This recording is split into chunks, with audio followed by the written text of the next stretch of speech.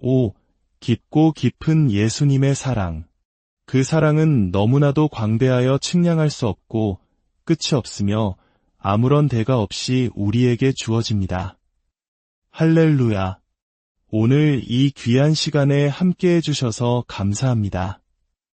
오늘 저는 여러분과 함께 예수님의 사랑에 대해 이야기 나누고 싶습니다.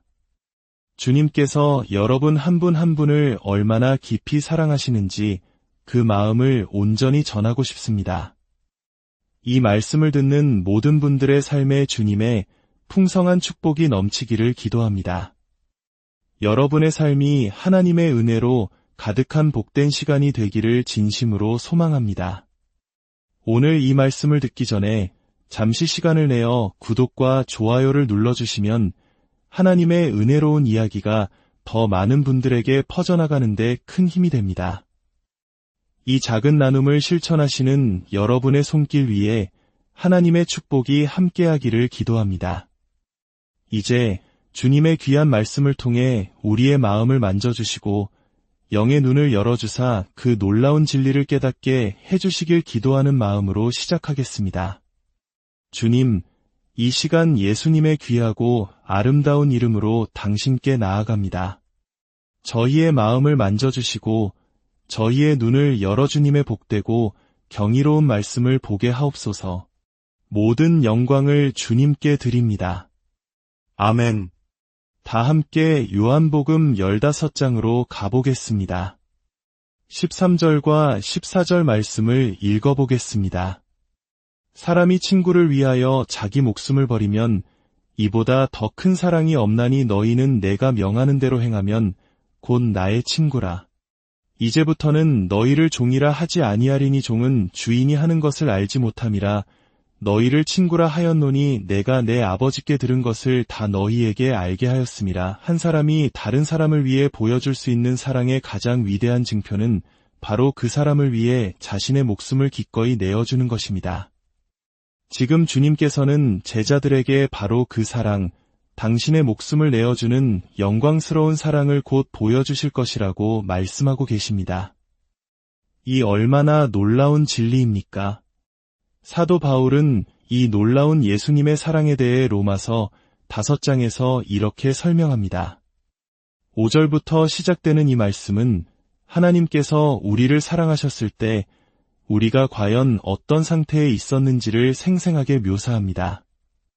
로마서 5장 5절입니다. 소망이 우리를 부끄럽게 하지 아니함은 우리에게 주신 성령으로 말미암아 하나님의 사랑이 우리 마음에 부은 바됨이니 우리가 아직 연약할 때에 기약대로 그리스도께서 경건하지 않은 자를 위하여 죽으셨도다. 의인을 위하여 죽는 자가 쉽지 않고 선인을 위하여 용감히 죽는 자가 혹 있거니와 우리가 아직 죄인 되었을 때에 그리스도께서 우리를 위하여 죽으심으로 하나님께서 우리에 대한 자기의 사랑을 확증하셨느니라. 그리고 10절은 이렇게 말합니다.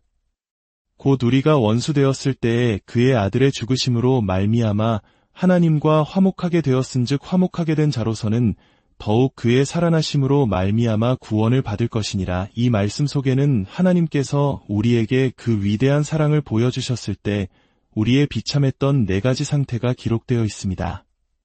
첫째, 우리는 연약한 자였습니다. 6절은 우리가 아직 연약할 때라고 말합니다.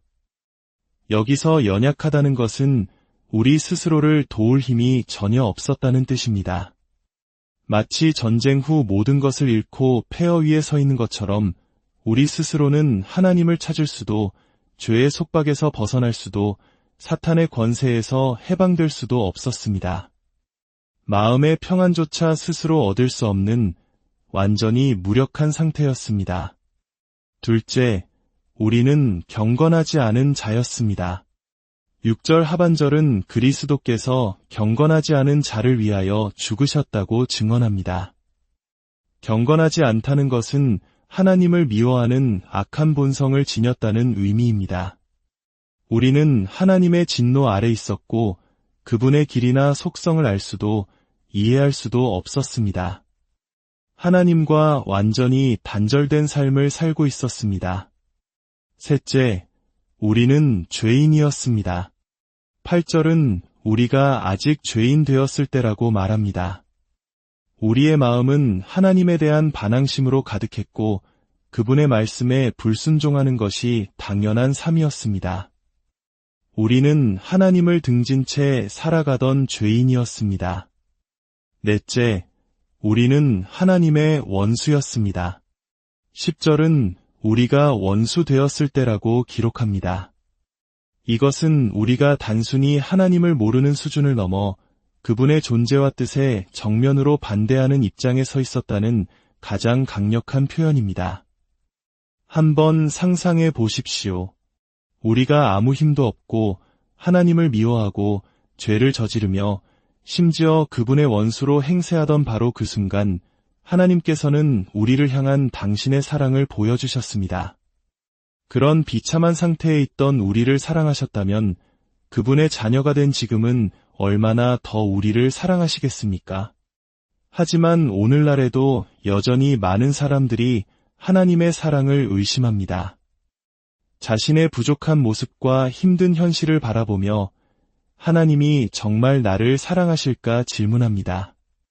사도 바울은 바로 그런 우리에게 외치고 있습니다.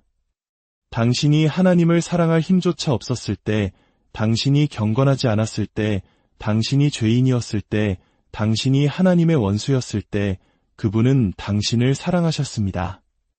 그렇다면 지금 어찌 당신을 사랑하지 않으시겠습니까? 저는 예레미야서 31장 3절의 말씀을 사랑합니다.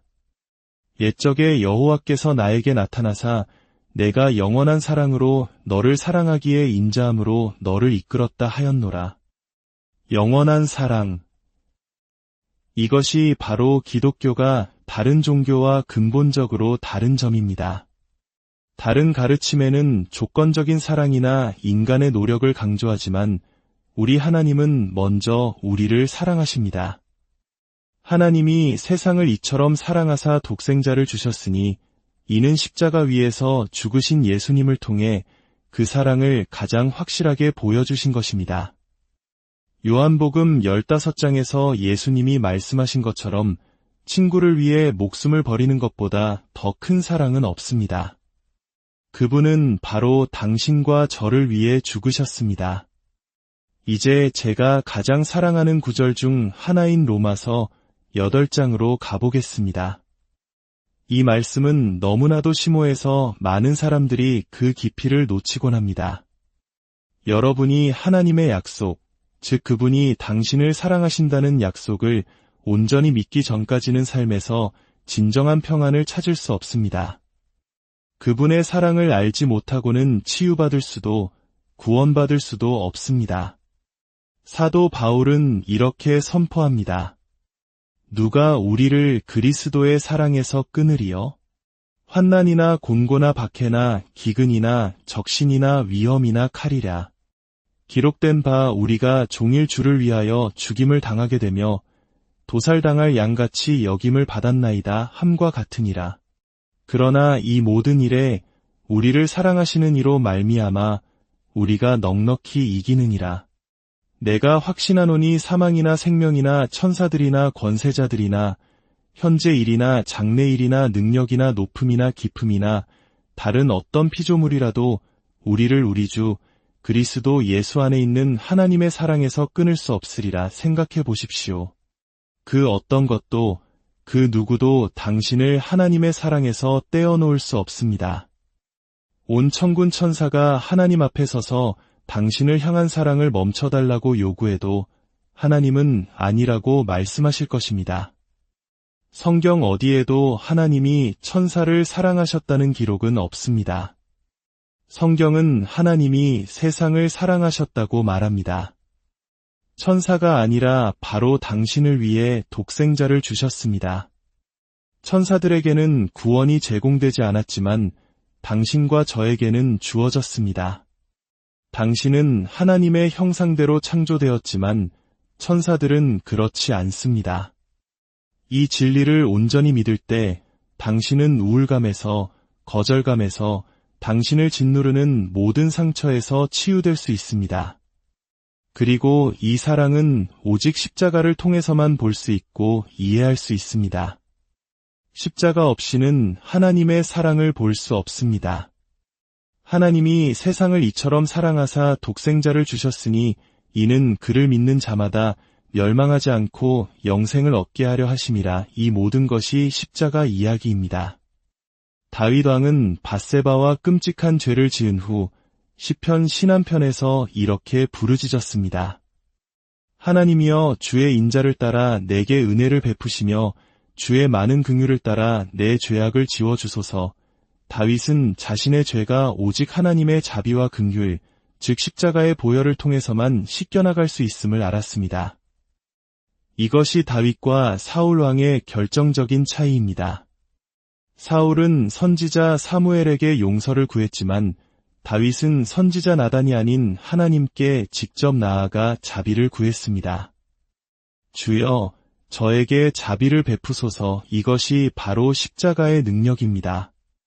십자가는 하나님의 사랑을 보여줄 뿐만 아니라 하나님 앞에서 우리의 가치가 얼마나 큰지를 보여줍니다. 오늘날 많은 사람들이 낮은 자존감으로 고통받습니다. 스스로를 가치 없는 존재로 여깁니다. 하지만 당신의 진정한 가치를 알 수 있는 유일한 방법은 바로 십자가를 바라보는 것입니다. 어떤 물건의 가치는 그것을 사기 위해 기꺼이 지불하려는 가격에 의해 결정됩니다. 당신이 생각하는 당신의 가치가 아니라 하나님께서 당신을 위해 얼마를 지불하셨는지가 당신의 진짜 가치입니다. 하나님께서는 우리를 위해 어떤 값을 치르셨을까요? 바로 하나뿐인 아들, 예수 그리스도의 생명이었습니다. 하나님께 예수님의 생명보다 더 귀한 것은 없습니다.